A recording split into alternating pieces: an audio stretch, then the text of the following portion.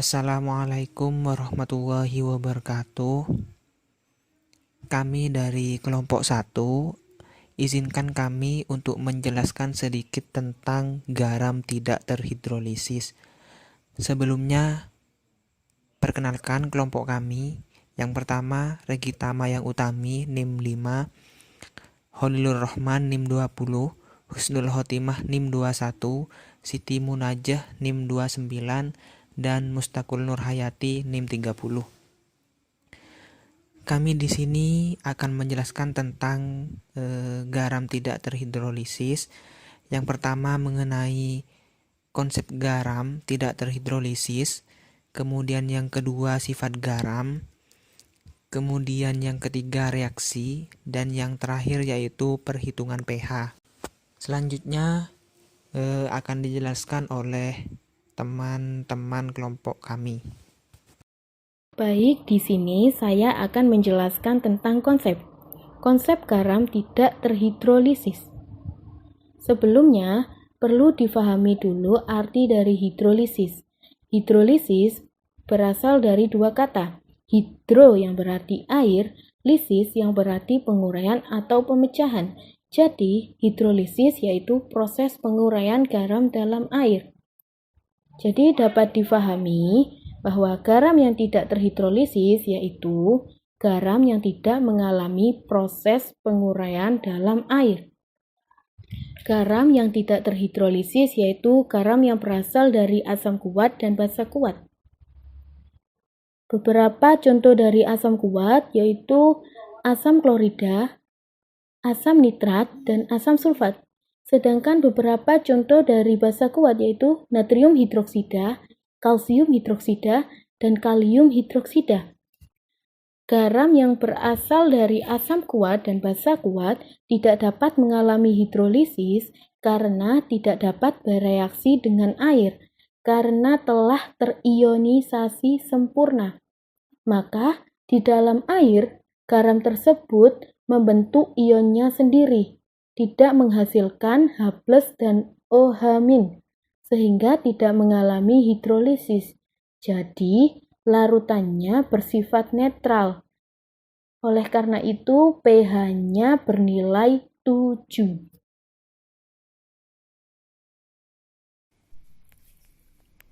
Pokok pembahasan yang kedua yaitu reaksi.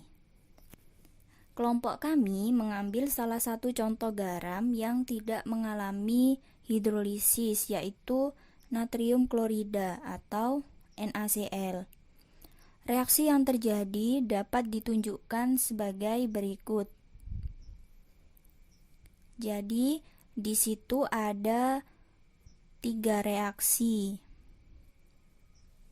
Pada reaksi yang pertama, tampak bahwa ketika NaCl dilarutkan dalam air, maka akan terionisasi menjadi kation Na+ dan anion Cl-.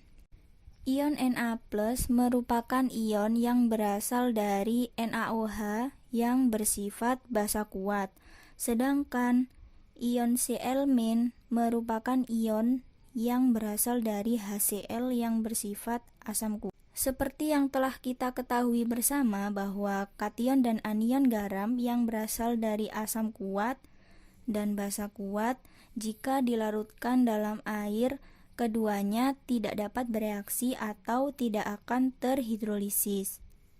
Kemudian dapat dilihat untuk reaksi yang kedua dan ketiga dapat diketahui bahwa ion Na+ dan Cl- di dalam larutan tidak mengalami reaksi dengan air atau tidak terhidrolisis, sebab ion Na+ akan menghasilkan NaOH yang akan terionisasi kembali menjadi Na+. Demikian pula ion Cl- akan menghasilkan HCl yang dapat terionisasi kembali menjadi Cl-. Jadi, dapat disimpulkan bahwa garam yang berasal dari asam kuat dan basa kuat tidak mengalami hidrolisis, sehingga larutannya bersifat netral.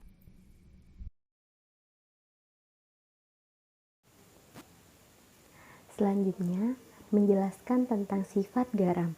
Sifat garam berdasarkan sifat kimia, yang mana di dalamnya ada kalium sulfat atau K2SO4.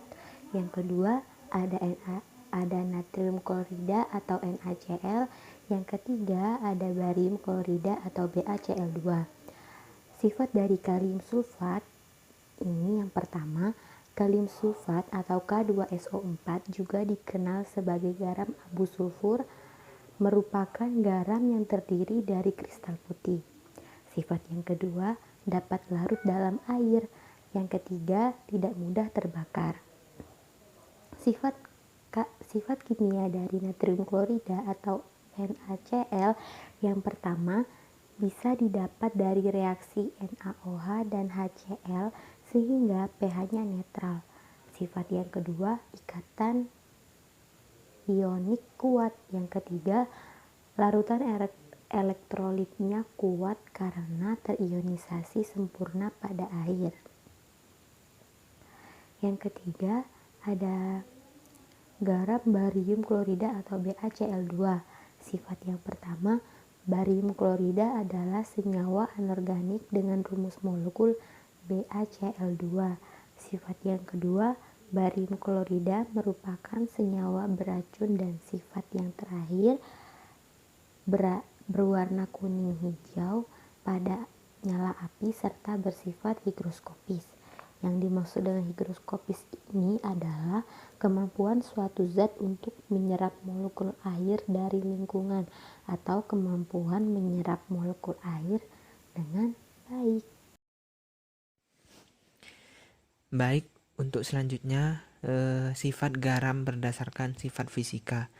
Jadi di sini ada 3 garam. Yang pertama kalium sulfat, yang kedua NaCl, natrium klorida, dan yang ketiga BaCl2, barium klorida. Untuk yang pertama, kalium sulfat, sifat fisikanya yaitu yang pertama bentuk fisik kristal putih, yang kedua titik lebur 1069 derajat Celcius, yang ketiga titik didih 1689 derajat Celcius, yang keempat kelarutan dalam air 11,1 gram per 100 mili dalam kurung 20 derajat Celcius. Untuk yang kedua, NaCl, natrium klorida, yang pertama massa molar 58,44 gram per mol. Yang kedua, bentuk fisik bubuk kristal padat. Kemudian yang ketiga, titik didih 1413 derajat Celcius. Untuk yang terakhir, BaCl2, barium klorida. Untuk yang pertama, massa molar 208,23 gram per mol. Untuk yang kedua, bentuk fisik serbuk putih.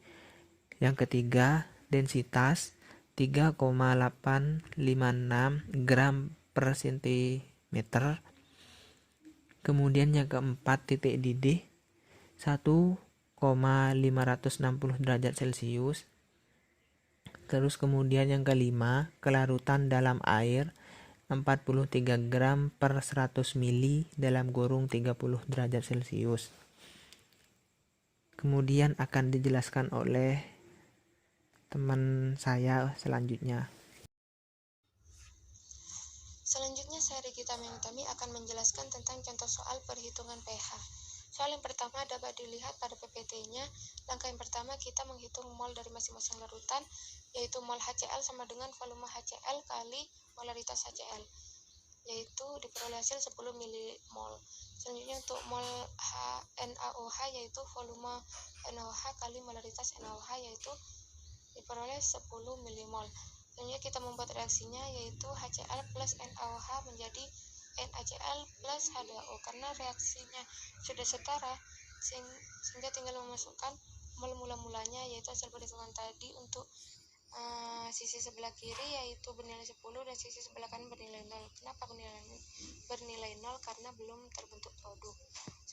Selanjutnya untuk mol reaksinya yaitu bernilai semua karena sama-sama memiliki koefisien 1. Selanjutnya untuk mol sisanya Untuk sisi sebelah kiri tinggal mengurangi saja sehingga bernilai 0. Untuk sisi sebelah kanan tinggal menurunkan dari mol pereaksinya, yaitu bernilai 10. Karena yang tersisa hanya garam, sedangkan asam kuat dan basa kuat tidak tersisa, sehingga garam tersebut tidak terhidrolisis.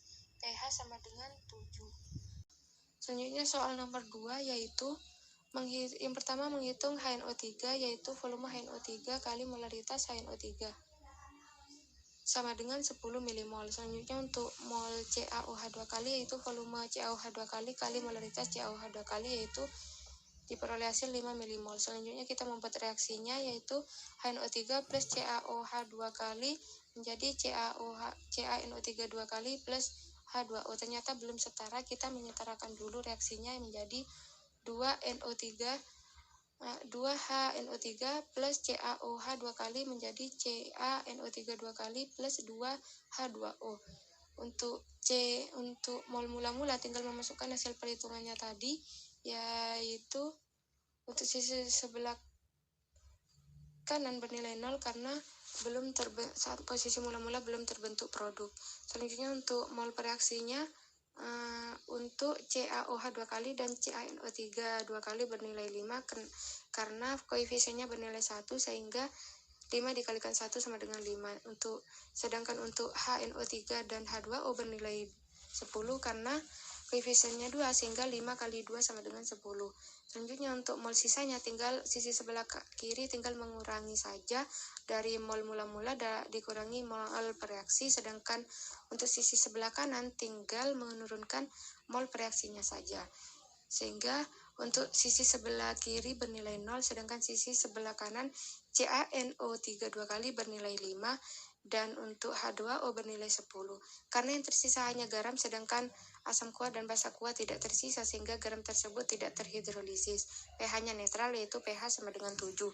Selanjutnya soal nomor 3 dapat dibaca pada PPT-nya, yaitu yang pertama menghitung mol H2SO4 sama dengan volume H2SO4 kali molaritas H2SO4, sehingga diperoleh hasil 20 milimol. Selanjutnya untuk mol KOH sama, yaitu volume KOH kali molaritas KOH, yaitu diperoleh hasil 40 milimol. Selanjutnya kita membuat reaksinya, H2SO4 plus KOH menjadi K2SO4 plus H2O. Kita lihat apa sudah setara, ternyata masih belum. Kita menyetarakan dulu, yaitu menjadi H2SO4 plus 2KOH menjadi K2SO4 plus 2H2O.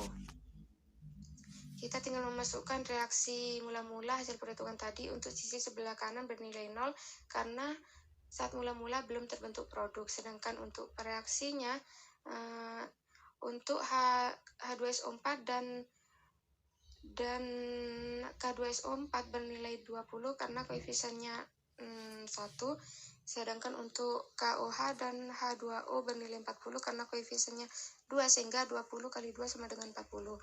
Untuk S-nya, yaitu sisanya, yaitu untuk sisi sebelah kiri 0, sisi sebelah kanan, yaitu bernilai 20 dan 40. Karena yang tersisa hanya garam, sedangkan asam kuat dan basa kuat tidak tersisa, maka garam tersebut tidak terhidrolisis, sehingga pH-nya netral, pH sama dengan 7. Baik, sekian dari kelompok kami, kelompok pertama. Kurang lebihnya mohon maaf apabila ada salah kata ataupun salah ucap yang tidak berkenan terhadap teman-teman, mohon dimaafkan. Semoga teman-teman sehat selalu, dijauhkan dari segala penyakit, dan kuliah online-nya tetap semangat. Terima kasih. Wassalamualaikum warahmatullahi wabarakatuh.